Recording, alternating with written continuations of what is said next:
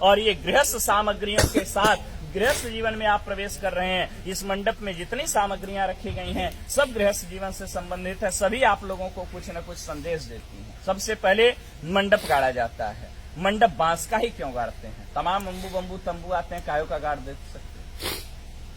बांस की विशेषता होती है, बांस सबसे बड़ा वृक्ष माना जाता है, लंबाई में सबसे ज्यादा होता है, लेकिन जब ऊंचाई पर जाता है तो जाने के बाद क्या हो जाता है? झुक जाता है। यह बांस वर और कन्या को आप लोगों को यह संदेश देता है कि जीवन में आप लोग कितनी ही ऊंचाई पर क्यों न जाइएगा, हमेशा अपने श्रेष्ठों के प्रति विनम्रता का भाव रखिएगा, क्योंकि नमंती फलिनो वृक्षा नमंती गुणिनो जना शुष्क वृक्षाश मूर्खाश न नमंती कदाचन। फलने वाला वृक्ष और गुणी व्यक्ति हमेशा झुके रहते हैं, मूर्ख व्यक्ति और सूखा पेड़ कभी झुकता नहीं।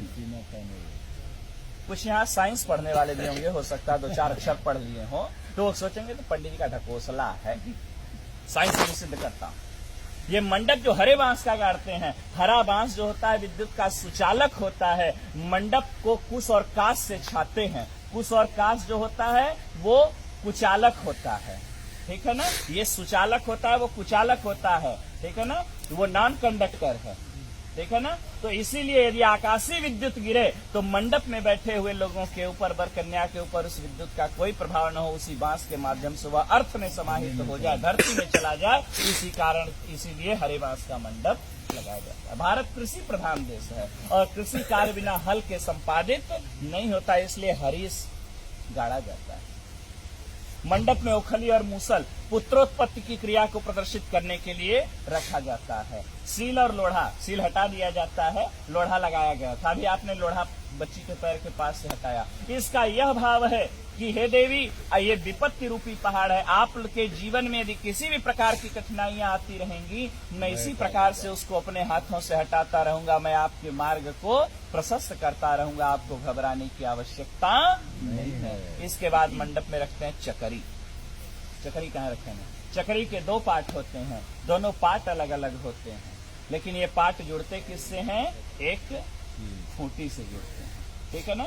जब तक ये दोनों पार्ट खूंटी से जुड़े रहते हैं तब तक इसमें रहर डालिए, मटर डालिए, चना डालिए, कितना कड़ा पदार्थ डालिए, सबको दलते हुए बाहर कर देता है। लेकिन जिस दिन ये खूंटी टूट जाती है उस दिन दोनों पार्टों का कोई महत्व नहीं रह जाता। यह वर और कन्या भी चकरी के 2 पार्ट के समान है, और ये वर और कन्या जो आज पति पत्नी के रूप में परिणत होने जा रहे हैं, पति पत्नी का रिश्ता जो होता है एक विश्वास का रिश्ता होता है। जब तक विश्वास है तब तक पति पत्नी का जीवन बड़ा सुंदर होता है, कितना अभाव रहे, कितना प्रभाव रहे। लेकिन जिस दिन विश्वास रूपी खूंटी पति पत्नी के बीच से टूट जाती है, उसी दिन से वर और कन्या अर्थात पति और पत्नी का जीवन नारकीय हो जाता। इसी भाव को प्रदर्शित करता है यह चक्र। हाँ, सुग्गा। सुग्गा क्यों लगाते हैं मंडप में? सुग्गा मीठा बोलता है। बोले महाराज सुग्गा से भी मीठा तो कोयल बोलती है, कोयल लगा देना चाहिए था।